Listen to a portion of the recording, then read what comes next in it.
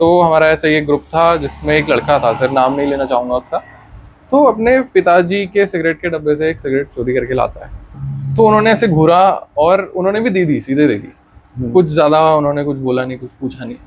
लेकिन जैसे तैसे शाम होते होते हम ठीक हो गए, नॉर्मल हो गए, वो उसकी स्मेल भी हट गई और हम नहीं फंसे। 11th के रिजल्ट में बहुत ज़्यादा इम्पैक्ट हुआ इस चीज़ का। एक मेंटालिटी बन गई है लोगों के अंदर, जब बच्चा कॉलेज जा रहा है तो इंजॉय करने के लिए जा रहा है। अब तो खैर रैगिंग कम हो गई है, बट पहले ऐसी रैगिंग होती थी कि उनको ये सारी चीज़ें फोर्सफुली कराई जाती थी। जॉब्स इतनी इजीली अवेलेबल नहीं है, तो ऐसे टाइम पे पैसा कमाने का बहुत ईजी और अच्छा ऑप्शन ये है, इजीली सोर्स ऑफ इनकम है। हाँ। बिल्कुल। अभी हमारे उत्तराखंड के अंदर में जो अभी लास्ट टाइम ही जो अभी 26 जून जो है एंटी ड्रग डे बनाया गया, वहाँ पर भी पुलिस अध्यक्ष साहब ने एक बात कही कि जिस टाइम वो उत्तराखंड में आए थे 2001-2002 में, तो वो साउथ से हैं, तो उन्हें नारियल पानी पीने का शौक था जी, बट उन्होंने पूछा तो उन्हें कई जगह नहीं मिला। बट आज वो कहते हैं कि आज हर दूसरे स्टेप पे नारियल पानी है। बिल्कुल, कि उसकी डिमांड बढ़ गई। वैसे ही 2000 में या 2001 में नशे को कोई आइडेंटिफाई नहीं कर सकता था सही कि स्मैक और ड्रग्स, मतलब हम कहेंगे कि क्राइम फ्री उस समय हमारा उत्तराखंड था, हमारी देवभूमि क्राइम फ्री थी। क्रिमिनल्स नहीं थे, क्राइम एक्टिविटीज नहीं थी, चोरी चकारी ऐसी चीजें नहीं थी, ड्रग पैडलिंग नहीं थी, जो बोलते हैं ना नार्कोज टेररिज्म, जो नार्को टेररिज्म था वो नहीं था यहाँ पर उत्तराखंड में।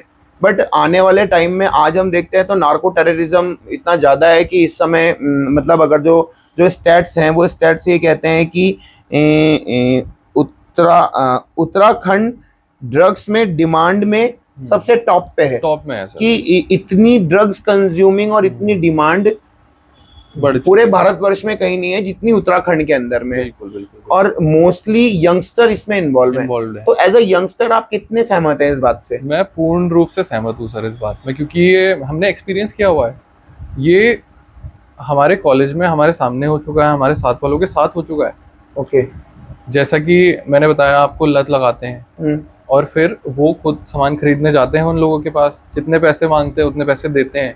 एक पॉइंट में ना जो बंदा सामान खरीद रहा है उसे ये चीज़ रियलाइज होती है कि यार मैं घर से इतने पैसे नहीं ला सकता, मैं क्या करूं, कहाँ से लाऊं। तो वो खुद ये चीज़ों में इन्वॉल्व होता है, वो कहीं ना कहीं से उधार लेता है, कुछ ना कुछ जुगाड़ करता है और ये भारी मात्रा में लेके आता है ये ड्रग्स। तो ये हम कहें कि एक कॉलेज से एक क्रिमिनल एक्टिविटी की तरफ कन्वर्ट हो जा रहा है। बिल्कुल सर, बिल्कुल। अब NDPS एक्ट और ये सारी चीज़ें इसको कंट्रोल करने में मदद करते हैं, लेकिन कंट्रोल आप तब कर पाएंगे जब आप उस इंसान की मानसिकता बदलेंगे, जो कि ये चीज़ें पॉसिबल नहीं है। इसके लिए हमें एक स्पेशल प्रोग्राम की ज़रूरत है, जो कि अभी तक अवेलेबल नहीं था कई जगहों पे। बट जैसे संकल्प नशा मुक्त देवभूमि ट्रस्ट, जहाँ मैंने खुद इलाज लिया, जिसकी वजह से मुझे सुधरने का अवसर प्रदान हुआ और साथ ही साथ ये पता चला कि भैया सुधरना कैसे है। हम में से कई एडिक्ट्स तो सर ऐसे होते हैं जिन्हें रियलाइज़ हो जाता है कि ये गलत है, हमें छोड़ना पड़ेगा, बट हमें पता नहीं होता है कैसे। करा क्या जाए आके, हाउ।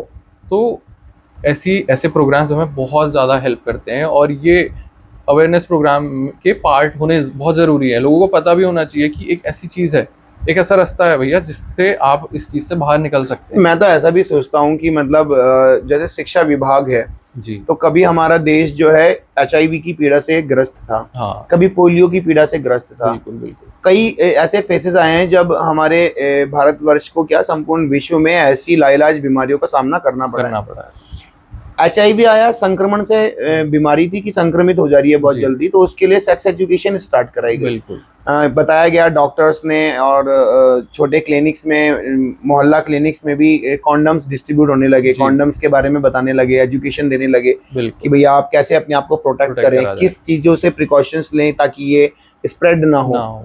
तो वो एक एजुकेशन स्टार्ट हुई और उस एजुकेशन से मैं मानता हूँ कि बहुत ज्यादा तादाद में आज HIV के लिए हम इतने अवेयर हैं कि कोई भी अगर जो ऐसे हम कहीं कोई दो बॉडी अगर जो इंटीमेट हो रही हैं तो प्रोटेक्शन यूज कर रही हैं, तो इससे क्योर हो गए सब लोग। और फिर अदर बीमारियां आई हैं, जैसे कैंसर आया है या कुछ और लाइलाज बीमारी, जैसे अभी लगा लीजिए, अभी आपदा के टाइम पे लगा लीजिए, आपदा के बाद इतने बड़ा त्रासदा कोविड आया हमारे पास, तो कोविड के साथ बचने का एक ही प्रयास था कि केवल हम क्योर रहें और प्रोटेक्ट करें अपने आप को।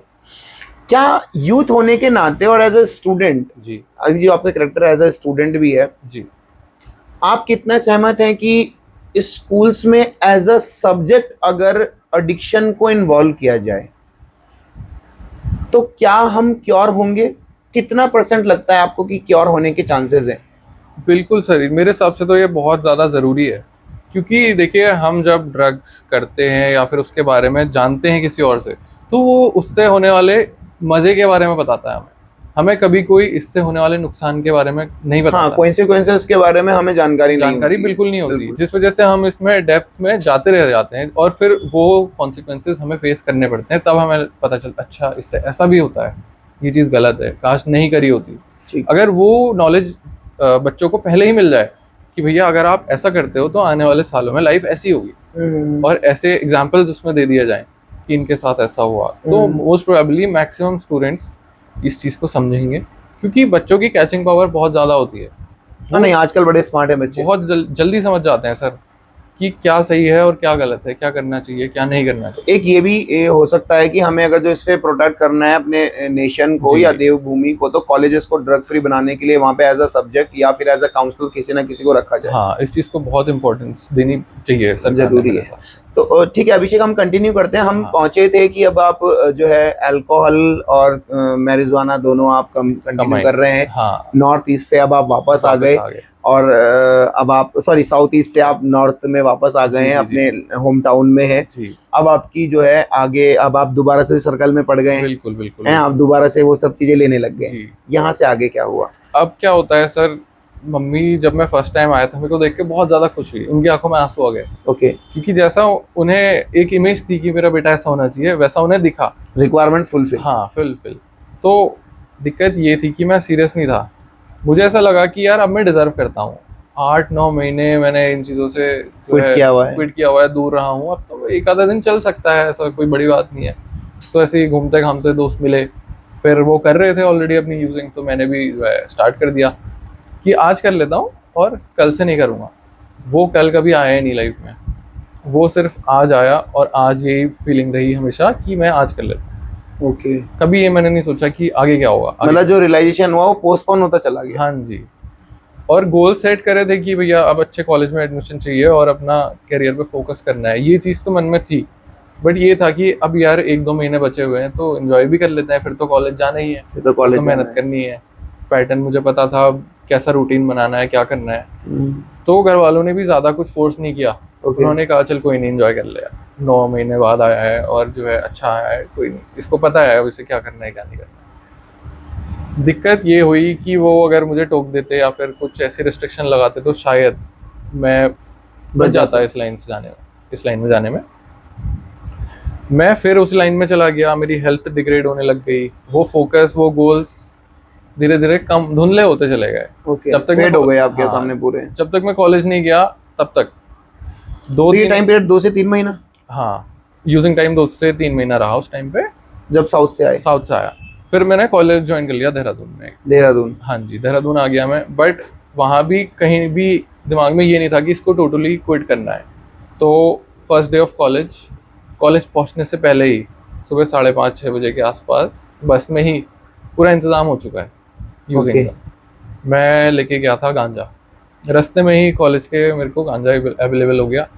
कॉलेज पहुंचा, वहाँ नैनीताल के 2-3 लड़के और मिल गए जिन्हें मैं एक आधा को जानता था, एक आधा को नहीं जानता था, बट ग्रुप बन गया जस्ट बिकॉज हम सेम प्लेस से थे। ओके, ठीक है सर, शाम होती है, रैगिंग स्टार्ट होती है। सेकेंड ईयर में एडमिशन था मेरा लिटिल एंट्री में, तो मैं भी सीनियर्स के साथ फर्स्ट डे ऑफ कॉलेज औरों की रैगिंग ले रहा हूँ। बहुत अच्छा, मतलब बढ़िया हो रखा था। अच्छा एक्सपीरियंस हो गया। जी जी। तो 1-1.5 बजे तक ये सिलसिला चला। फिर सारे बच्चे आए वापस अपने रूम पे, तो हमारा ग्रुप एक रूम पे आके बैठ गया। ओके। मैंने वो गांजा निकाला, एक बंदे ने अपने बैग से बॉटल निकाली, वो रम लेके आया था, एक बंदा अपने पहाड़ी क्षेत्र से चरस लेके आया था। सबने अपना अपना सामान एक बेड के ऊपर रखा और हमने अपना स्टार्ट कर दिया फर्स्ट पार्टी स्टार्ट। हाँ, पहला दिन ऐसा रहा। अगला दिन कॉलेज जाना था क्लासेस में, बट हम नहीं जा पाए, ये सोए 10-11 बजे थे सुबह। ओके। फिर सीधे शाम को उठे, फिर खाना पीना खाया, और वही चीज़ कि फिर नशा कर लेते हैं, फिर कल देखेंगे, फिर सुबह उठा नशा कर लिया, फिर कॉलेज जाना। ये चीज़ पैटर्न में आने लग गई, मतलब नशा पार्ट ऑफ अ लाइफस्टाइल बन गया। कॉलेज लाइफ का एक बहुत इंपॉर्टेंट पार्ट था नशा। तो कभी कॉलेज में ऐसी फंसे नहीं, या कभी मिस हैपनिंग नहीं हुई, मतलब जैसे कॉलेज में इतना सब कुछ चल रहा है और सारी चीजें हो रही हैं और कॉलेज में किसी को पता नहीं चला? अब सर मैं ना थोड़ा फोकस था स्टार्टिंग में, तो डिप्लोमा के 2 साल तो मेरे बहुत अच्छे गुजरे। मुझे पता था कि मुझे पढ़ाई करनी है, इस वजह से मैं अपना फोकस मैक्सिमम पढ़ाई में रखता था। मैं कभी भी कॉलेज नहीं गया स्टार्टिंग में नशा करके। मुझे डर था कि मैं अगर फंस गया तो टीचर्स जो है क्या सोचेंगे, घर पे पहुंच जाएगी बात और दिक्कत हो जाएगी। स्टार्टिंग के 2 साल में one of the top students रहा, जिसकी वजह से मेरे घर वाले भी बहुत खुश रहते थे जब मैं उनको अपना रिजल्ट की फोटोज भेजता था कि 85%, 86 ऐसे रहती थी, तो वो बड़ा प्राउड फील करते थे कि अब हमारा लड़का सुधर सही ट्रैक पे है। लेकिन मैं पढ़ाई भी कर रहा था, मैं ड्रग्स भी कर रहा था, मैं म्यूजिक भी कर रहा था, है ना, घूमना फिरना सब कुछ चल रहा था, सब बैलेंस वे में चल रहा था, कोई दिक्कत नहीं। इसके लिए कोई शेड्यूल बनाया हुआ था? शेड्यूल ये था कि सुबह उठना है 5:30 बजे, 7 बजे तक करना है नशा करना है। हाँ, ताकि मैं 10 बजे की क्लास के लिए अपना नशा उतार के खाना पीना खा के रेडी होके क्लास में पहुंच जाऊं और फंसू भी ना। डायरेक्टली मैं नशा नुशा करके घर कभी क्लास नहीं गया, क्योंकि मैं पढ़ नहीं पाता था उससे। फोकस कर ही नहीं पाता था। बट मैं थोड़ा मतलब कैचिंग पावर ठीक थी सर, तो क्लासेस बहुत गौर से लेता था।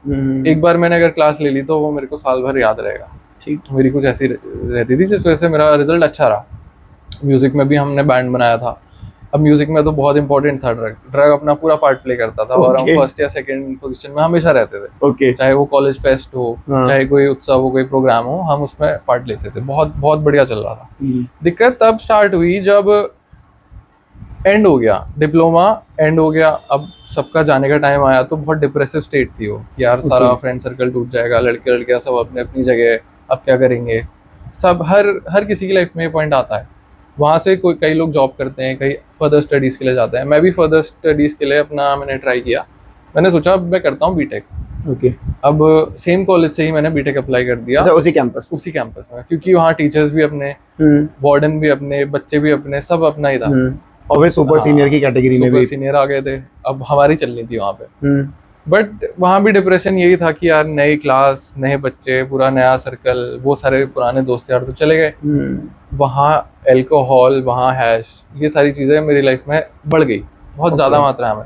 जहाँ मैं सुबह करके कॉलेज जाने से डरता था, वहाँ अब मैं बिना यूजिंग करे कॉलेज नहीं जाना, ये हो गया था मेरी अटेंडेंस 85 to 90 रहती थी, वो 20% पहुँच गई सर। क्योंकि अब मुझे पता था कि प्राइवेट कॉलेजेस में क्या है। जो फुल कॉलेज आ रहा है उसका भी वही है, जो कॉलेज नहीं भी आ रहा है उसका भी वही है, जो पढ़ रहा है उसकी भी 75, 80, 90% आ रही है, जो नहीं पढ़ रहा है वो भी 65 तक तो ले ही आ रहे हैं। तो मुझे पता था कि इन प्राइवेट कॉलेजेस में अब क्या है, तो मेरा फोकस हट गया। मुझे पता था मैं पढ़ लूंगा, कर लूंगा एग्जाम्स पास। तो ऐसा ही एक नया फ्रेंड सर्कल बन गया। एक आधा लड़के और मिल गए नैनीताल के फर्स्ट ईयर वाले, उनको मैंने एज अ जूनियर रख लिया। अब वो कोल्ड ड्रिंक ला रहे, कुछ लेके आ रहे, सिगरेट लेके आ रहे, और बाबा बन गया, मतलब एक तरीके से जैसे कॉलेज में कूल बनने के लिए बोलते हैं वो। बाबा इज अ कूल वर्ड। हाँ, तो जी करके बात करते थे, बहुत अच्छा लगता था, एक अच्छी फीलिंग आती थी, जैसे हम सीनियर्स को करते थे, आज हमारे साथ हो रहा था बड़ा।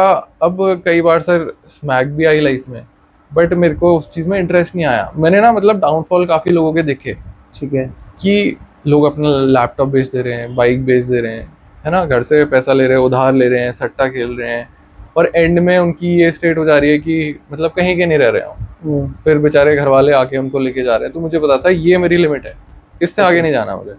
तो हैश और अल्कोहल ठीक है, यहाँ तक चला। फर्स्ट ईयर कंप्लीट हुआ, सेकंड ईयर कंप्लीट हुआ, हेल्थ में मेरे बहुत फर्क पड़ना स्टार्ट हो गया। मैं बहुत पतला हो गया, बहुत कमजोर हो गया था, क्योंकि खाने पीने में ध्यान नहीं था।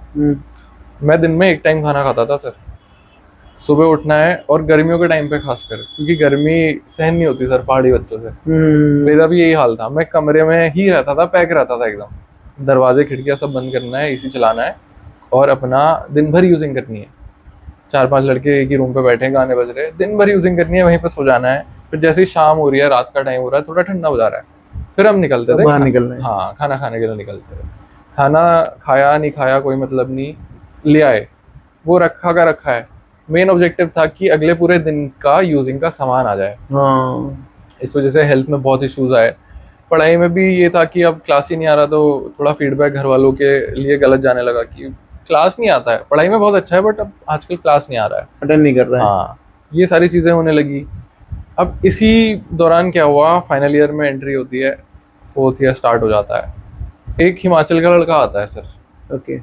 अब उसने इंट्रोड्यूस करा दिया हमें कफ सिरप, जिसको कोरेक्स बोलते हैं। ओके। मुझे तो खासकर पता नहीं था सर कि इस चीज से भी नशा होता है, ये खांसी की दवाई क्या ही कर लेगी, हमारी तो ये मेंटालिटी रहती थी। जैसे एक ढक्कन पीने में भी बहुत कड़वा सा लग रहा है, बहुत बुरा लग रहा है कि ये दवाई कौन पिएगा। उसने बताया कि भाई ये तो हमने यहाँ बहुत फेमस है, टनिया टनिया, पता नहीं कुछ ऐसा बोलते थे उसे। ओके। तो हमने कहा चलो भाई, क्यूरियोसिटी जागी अंदर से, ट्राई करते हैं। हमने उसी से मंगा दी, लेके आओ आज जरा देखते हैं क्या है। जूनियर ही था वो, लेके आ गया। जाते जाते एक वार्निंग दे गया कि भैया इसकी लत लग जाती है बहुत दिन, इसे करता तो हर कोई है मजे में, लेकिन इसे छोड़ना बहुत मुश्किल है। तुम्हें ऐसा लगेगा कि मेरे साथ कुछ नहीं हो रहा, लेकिन ये धीरे धीरे तुमको खत्म कर देगी, बोल के गया वो हमें। बट हमने ध्यान नहीं दिया, हमें मेन ध्यान था इसे यूज करने में। और फर्स्ट डे उसे यूज करके मैं अपने दोस्तों को बोलता हूँ कि भाई इसने मेरे को मेरी आत्मा से मिला दिया। मुझे बहुत ज्यादा ना सर, बहुत ही मजा आया, अलग हाई, अलग ही लेवल की हाई। मैं तो सोचा कि ये सारी चीजें जो आज तक हम कर रहे थे तो कुछ नहीं है इसके सामने। आपके भी डोपामिन ने आपको वही फील कराया जो अभिषेक को और जो है हमारे हर्ष को। जी जी जी, अखिलेश और हर्ष। तो ये हुआ सर, मेरी सारी फीलिंग्स इतनी चरम सीमा में पहुंच गई। मुझे गुस्सा भी आ रहा है तो नेक्स्ट लेवल आ रहा है, लेकिन अगर मुझे अच्छा लग रहा है तो वो भी नेक्स्ट लेवल में। प्लस म्यूजिक की हर एक बीट अलग अलग सुनाई दे रही है, बहुत ही फोकस बढ़ गया एकदम, बहुत ही अच्छा लगा। वहाँ से मेरा ये चीज़ कोरेक्स बहुत ज़्यादा मात्रा में स्टार्ट हो गई। इसका बस एक एडवांटेज ये हुआ कि सालों साल वो चरस गांजा ये सब फूकने के बाद जो कफ था, जो डैमेज था अंदर का, वो धीरे धीरे क्योर होने लगा, क्योंकि कफ की मेडिसिन थी वो। और वो उसने मेरा मतलब सारा मामला सही ओके कर दिया, कॉन्फिडेंस नेक्स्ट लेवल पहुंचा दिया। अब म्यूजिक में ऐसा हो गया कि ग्राउलिंग जिसको हम बोलते हैं, वो चीज़ मैंने करना स्टार्ट कर दिया। ओके। जो कि सिर्फ मुझे अच्छा लग रहा है, मेरे आसपास की सोसाइटी को नहीं लग रहा है, सिर्फ मुझे लग रहा है। जहाँ वो सुरताल थे वो सब खत्म हो गए, अब बस वो फ्रस्ट्रेशन अंदर का, वो गुस्सा, वो सब बाहर आ रहा है। करते करते करते 4th ईयर एंड होता है सर। ओके। अब मैं स्टार्ट करता हूँ जॉब। उस टाइम गैप दिया, उस टाइम पे कोरोना पीरियड था, लॉकडाउन था, उस टाइम पे हम घर पे थे। वहाँ रेगुलर नशा चल रहा है पहाड़ में। लॉकडाउन में भी हर चीज का इंतजाम हो गया था। अच्छा। हर चीज का, थोड़ा महंगा था बट हो जाता था। मतलब पैडलर उस टाइम पे भी पैडलिंग कर रहे हैं, पहाड़ी रास्तों से पैदल लेके आ रहे हैं। पैदल? हाँ, हम खुद 20-25 के किलोमीटर के ट्रैक मार रहे हैं, एक गांव से दूसरे गांव जा रहे हैं पैदल। बताओ, सुबह जा रहे हैं, शाम को वापस आ जा रहे हैं इस स्पीड में। ये लेके आ रहे हैं। हाँ, 25 जाना, 50 किलोमीटर आना जाना पैदल हो रहा है सर, जस्ट वो यूजिंग के लिए, अपने सामान के लिए। और उसके बाद भी चेहरे में एक थकान की वो नहीं है, खुशी है कि इतना इतना वो सामान जो आया है अब वो महीने भर चल जाएगा या फिर हफ्ते भर चल जाएगा। ये फिर लोगों के फ़ोन आ रहे हैं, भाई कुछ करा दे, भाई ऐसा वैसा। तो ये सारी चीज़ें होने लगी। जैसे तैसे लॉकडाउन ख़त्म हुआ, डाउनफॉल्स इतने आ गए थे कि अब वो फोकस फिर ख़त्म हो गया।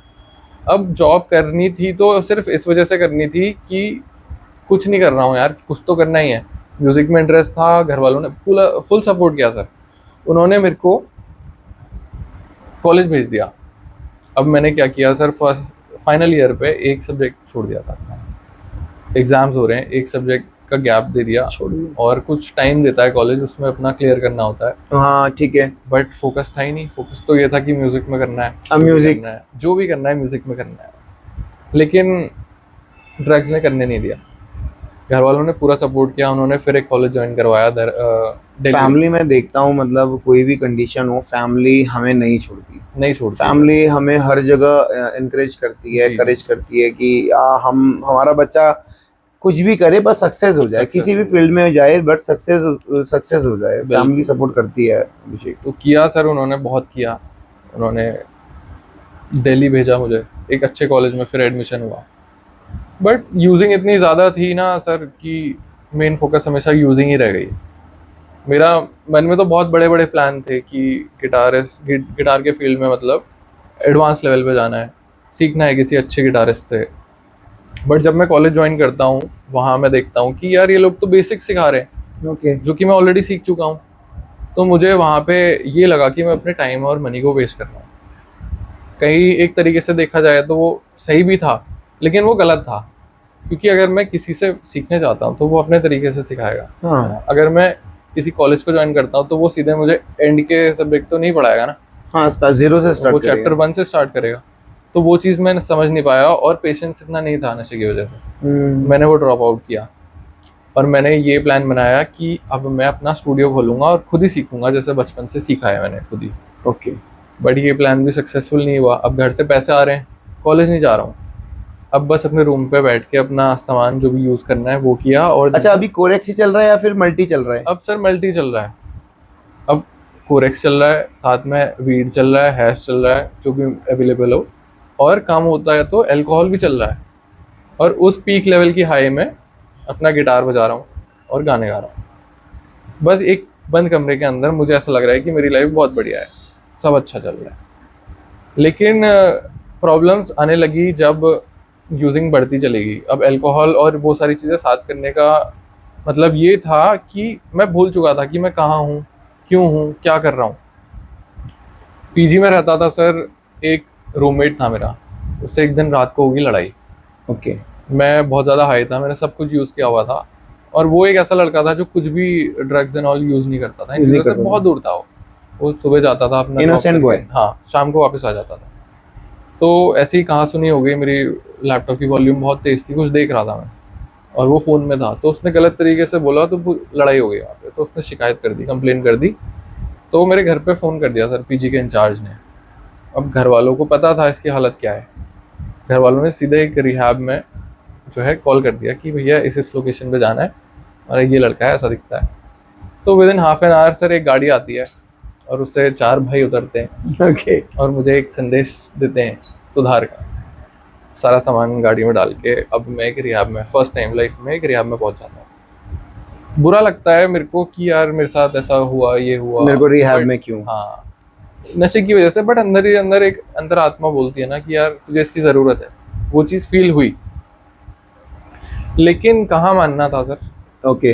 किया जितना कोर्स वहाँ था, वो पूरा टाइम ड्यूरेशन किया, इतना अच्छे तरीके से वो समझाया भी नहीं उन्होंने। उनका बस मेन ऑब्जेक्टिव था पैसा, कि उन्हें पैसा आता रहे, बंदा यहाँ पे रहे, जितना मैक्सिमम हो उसे रख सके। लेकिन जो चीज़ उन्होंने प्रोवाइड करनी थी वो नहीं करी, जिसके कारण परिणाम ये हुए कि घर जाने के विद इन 15 to 20 डेज में मैं रिलैप्स हो गया।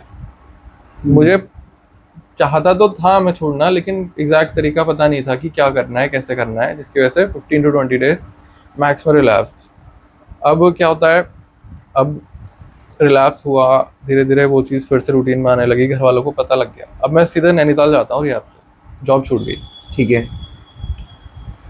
घर वालों ने भी बहुत रिस्ट्रिक्शंस लगा दी, उन्होंने पैसे देना बंद कर दिया, जैसे तैसे जुगाड़ करके काम हो रहा है। और वो चीज़ भी ऐसी हो गई कि अब वो लिमिट भूल चुका था कि मेरे को घर पे कैसे रहना है, क्या करना है, क्या नहीं करना है। एक गुस्सा भी था अंदर से हल्का सा कि रिहैब भेजा इन्होंने मुझे, जिसकी वजह से वो डिसरिस्पेक्टिंग नेचर बढ़ गया। ओके। एटीट्यूड प्रॉब्लम बहुत ज़्यादा होने लग गई। घर वालों ने कहा इसको फिर भेजना पड़ेगा, अभी तो ये समझा नहीं है, इस बार इसको लंबा रखना पड़ेगा। तो next treatment 9 month, complete 9 month का ट्रीटमेंट लिया मैंने। काफ़ी कोशिश करी, काफ़ी रिस्पॉन्सिबिलिटीज़ जो दी जाती है उन्हें निभाया, बट फिर भी ना एक मानसिक परिवर्तन जिसको बोलते हैं वो नहीं आ पाया। कहीं मन में ये था कि इस चीज़ को नहीं छोड़ना है यार, ये तो बढ़िया चीज़ है। हाँ, इस बारी लिमिट में करूँगा, फंसूंगा नहीं, कुछ ऐसा प्लान बनाता हूँ। तो कोई नहीं, घर वालों ने फिर एक मौका दिया आफ्टर 9 मंथ्स। अब इस दौरान फिर से एक जॉब के लिए ट्राई किया। नोएडा में ही एक अच्छी कंपनी है, उसमें MNC है, उसमें मेरा हो गया। अब अच्छे प्रोजेक्ट्स मिले सर, बहुत ही रिस्पेक्टेबल जॉब थी। कभी लद्दाख जा रहा हूँ, कभी झारखंड जा रहा हूँ, कभी दिल्ली के ही किसी हाईवे में जो है अच्छा काम मिल रखा है, सर्वेइंग का काम रहता था, तो कर रहा हूँ। तो 3-4 महीने बहुत बढ़िया तरीके से काम किया मैंने एज एन इंजीनियर। अब दिक्कत ये हुई कि बोरियत आने लग गई, जैसे कि वो क्यूरियोसिटी जो होती है ना, वो क्या करूं वाली बात, वो आने लग गई। यार मजा नहीं आ रहा है, दिन भर एक छाता पकड़ के गर्मी में एक हाईवे में खड़े हैं, वो ट्रकों का सर्वे चल रहा है, ये सारी चीजें, तो लाइफ बहुत बोरिंग लगने लगी। वहां से फिर स्टार्ट हो गया। अब मैं जॉब में जा रहा हूँ नशा करके, वो जो बॉटल जिसकी हमने बात की थी वो लेकर के, कोरेक्स, हाँ जी, शीशी। तो स्टार्टिंग में 15-20 दिन तो नहीं हुई दिक्कत, क्योंकि डर था अंदर से, कम करना है, अगर ज्यादा करूंगा तो फंस जाऊंगा। बट वो मजा जो है वो सब भुला देता है। हाँ, वो हाय अपने पास बुलाई ले रही है अपनी वो क्वांटिटी जो पे। आधी बोतल पी के जा रहा हूँ वो पूरी बोतल हो गई। फिर एक पॉइंट ऐसा आया कि बैग के अंदर 2-2 3-3 बोतल है। जब मन कर रहा तब जो है वॉशरूम में जाके काम हो जा रहा। परिणाम ये हुआ कि एक पॉइंट ऐसा आया कि काम 0 और नशा 100%। ओके। असर पड़ रहा था जॉब में भी, लोगों को हल्का फुल्का भनक तो लगी जा रही थी कि कुछ तो गड़बड़ है। जो काम बढ़िया कर रहा था ये लड़का, अब इसको अचानक से क्या हो गया? क्या हो गया? फिर से पिकअप होता है। ओके, फिर से थर्ड टाइम दोबारा फिर से पिकअप होता है। घर वाले समझ गए थे, वो फोन में बात करके, माँ तो माँ ही होती है सर, तो समझ जाती है कि इसको जरूरत है। अब ये छुपा तो पूरी तरीके से रहा है, बता भी रहा है, पैसे भी नहीं मांग रहा है, बट इसे जरूरत है। नेक्स्ट ट्रीटमेंट फिर से 6 मंथ। फिर मैंने संस्था को 6 महीने दिए। ओके। डाउनफॉल्स इतने ज्यादा आ चुके थे, बर्बादी इतनी ज्यादा कर दी थी कि बहुत जरूरत तो इस ट्रीटमेंट में क्या एक्सेप्टेंस थी? एक्सेप्टेंस ये थी कि अब मतलब एक दिखावा था सर, पता तो था मुझे अब मैं ऐसे नहीं कर सकता हूँ, बट एक दिखावा था। अच्छा। एक दिखावा था कि लोगों को प्रूफ करना है कि हाँ मैंने ये मानसिकता बना ली है। ओके। देखो मुझे कि हाँ मैं बदल चुका हूँ।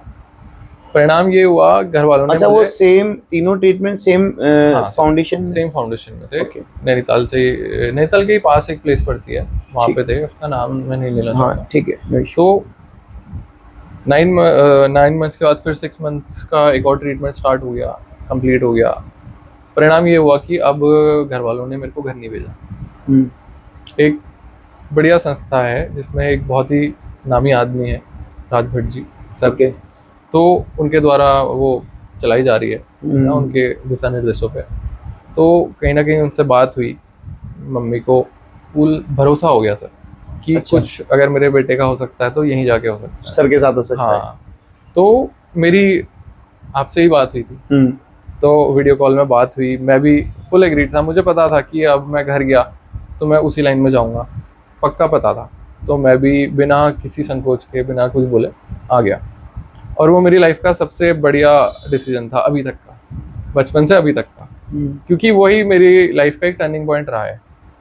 अगर मैं वो डिसीजन नहीं लेकर के जिद करता कि नहीं मम्मी मेरे को घर लेके जाओ, अब मैं नहीं करूँगा, तो मैं पक्का फिर से एक और ट्रीटमेंट लेता, फिर एक और ट्रीटमेंट लेता, और ये सिलसिला चलता रहता।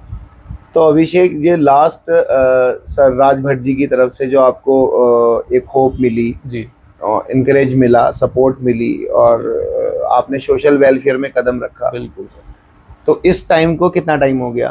सर 3 साल हो गए हैं, और पता भी नहीं लगा सर 3 साल हो गए हैं। क्योंकि मैं अपने एक्सपीरियंस से बोलूँ ना सर, इस फील्ड ऑफ लाइन में कोई भी इंटरेस्टेड नहीं है। लोगों को एक तरीके से इसमें काम करने में शर्म आती है, बिल्कुल, खासकर यूथ को और उनके पेरेंट्स को। जैसे कि मेरे अपनी बात बोलूँ तो लोग, माता पिता चाहते हैं कि यार इस चीज़ को ज़्यादा बढ़ाया ना जाए, इनको बताया ना जाए लोगों को, ये चलो हो गया एक बुरा पार्ट था, इस चैप्टर को एंड करो, नया स्टार्ट करो। लेकिन मेरे हिसाब से इस चैप्टर की जानकारी औरों को बांटना ये बहुत ज़्यादा ज़रूरी है। इसमें शर्म महसूस करना गलत है, क्योंकि जब हम ड्रग्स यूज़ कर रहे थे तब तो हमें किसी भी तरीके की कोई शर्म नहीं थी। तब तो हम खुलेआम रोड में घूमना, गाली गलौज करना, ये सारी एक्टिविटीज़ में पार्ट लेते थे, करते थे, और कोई इस चीज़ का गिल्ट भी नहीं था हमें। आज हम जब अपने आप को सुधार रहे हैं, एक अच्छे रास्ते पे चल रहे हैं, तो हम डरते हैं कि लोग हमारे बारे में क्या कहेंगे। मेरे हिसाब से ये धारणा गलत है, और इस चीज़ को ज़्यादा से ज़्यादा उन लोगों तक पहुंचाना बहुत ज़रूरी है जो इस पीड़ा से ग्रस्त है नशे की, और छोड़ना चाहते हैं बट उन्हें पता नहीं है कि इसे छोड़ा कैसे जाए। साथ ही साथ वो लोग ये भी फील करते हैं, अपने एक्सपीरियंस से बताऊं तो मैं भी ये फील करता था कि मैं अकेला हूँ जिसके साथ लाइफ में प्रॉब्लम्स है, मेरी लाइफ बहुत बुरी है, मेरे साथ ऐसा हुआ, मैंने ऐसा किया। अगर वो लोग ऐसी स्टोरीज को सुने किसी माध्यम से, जैसे संकल्प टॉक्स के माध्यम से, तो वो अपने आप को अकेला महसूस नहीं करेंगे। वो सोचेंगे कि हाँ यार, मेरे जैसे और भी लोग हैं इस दुनिया में। ज़रूरी नहीं है कि आप किसी रिहैब में या फिर किसी उसमें दाखिला लो तभी आप सुधरोगे। आप मोटिवेट तो खुद से आने के लिए तभी होगे जब आपको पता चलेगा कि यार ऐसा भी होता है। बिल्कुल, है ना। एक आत्म इच्छा बहुत ज़्यादा ज़रूरी है सुधरने के लिए सर। बिल्कुल, कि कई पेशेंट्स हमने ऐसे देखे कि वो आते हैं और निरंतर आते हैं। मैं भी उसी लाइन में चल रहा था, निरंतर आने वाली लाइन में, लेकिन अगर संकल्प नशा मुक्त देवभूमि ट्रस्ट से नहीं जुड़ता मैं, भट्ट जी के अंदर अगर मैं नहीं आ पाता, मुझे ऐसा मौका नहीं मिलता, तो शायद मैं वही चीज़ कंटिन्यू करता रह जाता लाइफ टाइम और कई साल बर्बाद हो जाते। तो अभिषेक बहुत अच्छा निर्णय है। एक आखिरी चीज और पूछना चाहूंगा, तो अभिषेक मतलब ये सोशल वेलफेयर को आज आप कैसे देखते हो एज अ यूथ? मैं तो sir one of the most important topics right now in India as well as in the whole world, क्योंकि ये समाज ही है जिसको हम सुधारेंगे तभी जा करके उन्नति या प्रगति होती है। हमारी जनसंख्या इतनी ज़्यादा है, समाज अंधकार में है सर। ड्रग्स एक ऐसी प्रॉब्लम है जिसकी वजह से दिमाग बंद हो चुका है लोगों का। बिल्कुल। उसके अलावा इंसान किसी भी और चीज़ के बारे में नहीं सोच पाता। सोच नहीं पा रहा है, फोकस ही नहीं। काम धंधा कैसे करेगा कोई भी? साथ ही साथ अपनी खुद की जिम्मेदारी नहीं उठा पा रहे, तो हम अपने घर वालों की, अपने समाज की, औरों की कैसे जिम्मेदारी उठा पाएंगे? तो ये बहुत ही गंभीर विषय है जिसपे अगर हम जैसा यूथ अगर आज से काम करना स्टार्ट ना करे तो कोई भी नहीं करेगा सर, है ना? तो मैंने ये डिसीजन तभी लिया क्योंकि मैंने बीटेक किया, मैंने डिप्लोमा किया, मैंने म्यूज़िक किया, जॉब भी करी, सब एक्सपीरियंस लाइफ का लेके देखा, लेकिन जो सेटिस्फेक्शन इस चीज़ में है कि यार मेरी वजह से किसी की लाइफ में कुछ अच्छा हो रहा है, उससे बेहतर सेटिस्फेक्शन की फीलिंग कहीं नहीं है। वो फील अलग होती है, अलग होती है। ठीक है। तो अभिषेक बहुत अच्छा लगा आपको सुन के। आगे के क्या गोल हैं? गोल्स तो यही है सर कि मैक्सिमम नॉलेज गेन करनी है, ओके, मैक्सिमम एफर्ट्स डालने हैं और इस फील्ड ऑफ वर्क में अपना एक ऐसा नाम कमाना है जिसकी वजह से मुझे भी ऐसा समाज का एक कार्यकर्ता, समाज सेवक के नाम से जाना जाए, जैसे सर को जानते हैं। बिल्कुल, मेरी इंस्पिरेशन आप हैं। बहुत अच्छा है, बहुत ही अच्छा लगा मुझे आपका ये सुन के। अभिषेक, मैं चाहूँगा कि आज आप व्यूवर्स को कुछ मैसेज देना चाहेंगे एज अ यूथ? बिल्कुल। मेरा सर एक छोटा सा मैसेज है कि अपने आप को ना सर्वश्रेष्ठ समझने की गलती ना करें। जो एक अहंकार आ जाता है वो खोखला होता है। हमें पता है सर कि मुझे नहीं आती चीज़ें, मुझे कुछ नहीं पता, लेकिन मैं इस मोड में रहता हूँ कि मैं सब कर लूँगा, सब जानता हूँ, सब संभाल लूँगा। अपने समय को वेस्ट ना करें और सिर्फ इस पूरी दुनिया में एकमात्र जो लोग आपके हैं, आपका परिवार, आपके माता पिता, उनसे कभी भी डिसऑनेस्ट ना हो। जो भी चीज़ है, गलत हो सही हो, उन्हें खुलकर बताए, क्योंकि कोई और सपोर्ट नहीं करता सर, कोई भी नहीं। बिल्कुल, सिर्फ माता और पिता। एक बार को भाई बहन भी अपने अपने रिलेशन में आगे बढ़ते हैं, बिल्कुल बिल्कुल, लेकिन माता पिता जो हैं वो भगवान है, उनका दिल कभी ना दुखाएं। मैं यूथ को सिर्फ यही संदेश दूंगा, एक ड्रग फ्री जीवन जिए, बिल्कुल, और जीने में औरों की मदद करें। Thank you so much. Thank you sir. Abhishek, जैसा सभी ने सुना, अभिषेक की लाइफ में कितने अप डाउन्स आए हैं, कैसे उसने अपनी लाइफ को रिकवर किया और कैसे आज समाज का एक अनभिज्ञ अंग बनने की कोशिश वो कर रहा है, समाज को अपनी सेवाएं देने की कोशिश कर रहा है। देशभक्ति का कोई रूप नहीं होता, आप देशभक्ति किसी भी प्रकार से कर सकते हैं।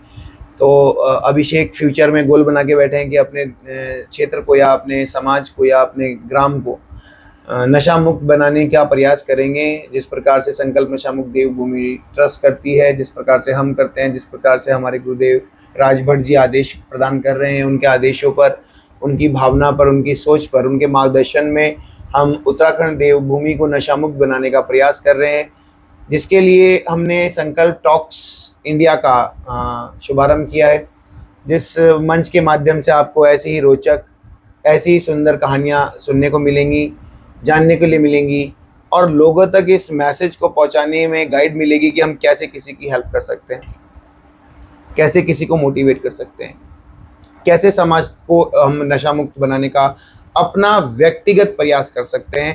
क्योंकि समाज को नशा मुक्त बनाना ये एक व्यक्तिगत जिम्मेदारी है, हम सभी की नैतिक जिम्मेदारी है कि हम समाज हित और देश हित के लिए आज क्या करें। तो समाज हित, देश हित के लिए हमारा सबसे पहला कदम यही है कि हम किसी भी उस व्यक्ति से हीन ना करें, घृणा ना करें जो आज नशे की पीड़ा से ग्रस्त है। हम उसको संदेश दें, हम उसको मोटिवेट करें और हम उसका मार्गदर्शन करें, उसके अंदर होप डालें, ताकि वह भी समाज हित के कार्यों में रुचि ले सके और एक नशा मुक्त जीवन जी सके। अगली आपको दोबारा किसी ऐसी रोचक कहानी के साथ आपका भाई आशुतोष सिंह असवाल इसी मंच पे इसी दिन दोबारा मिलेगा। जय हिंद, जय भारत, जय उत्तराखंड।